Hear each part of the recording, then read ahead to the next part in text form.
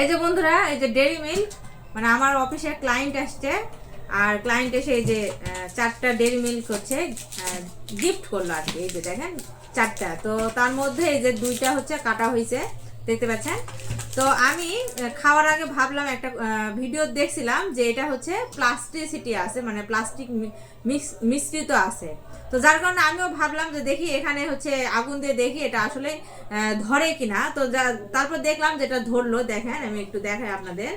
Plastic যদি মেশানো থাকে তাহলে অবশ্যই এটাতে আগুন ধরবে। আমি একবার আগুন ধরাইছি, তো আপনাদের দেখানোর জন্য আবার মানে ধরাচ্ছি। দেখেন,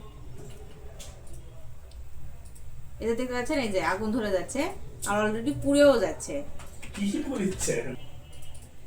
এইটা হওয়া উচিত ছিল যে শুধু গলে পড়ে যেত, কিন্তু আগুন ধরার কথা ছিল না। আর চকলেট কিন্তু আগুনে দিলে গলে যায়, আমরা জানি। এই যে দেখতে পাচ্ছি, এই যে আগুন ধরে এটা গলে যাচ্ছে, তার মানে এতে কিন্তু প্লাস্টিক মিশানো আছে। তো দুঃখের বিষয়, এরকম খাবারগুলো আমরা খাচ্ছি এবং বাচ্চাদেরও খাওয়াচ্ছি, এবং এটা কতটুকু স্বাস্থ্যসম্মত এটা অবশ্যই আপনারা জানাবেন। এই যে এখন একটা ইনটেক আছে, মানে 4টার মধ্যে এখন একটা ইনটেক আছে।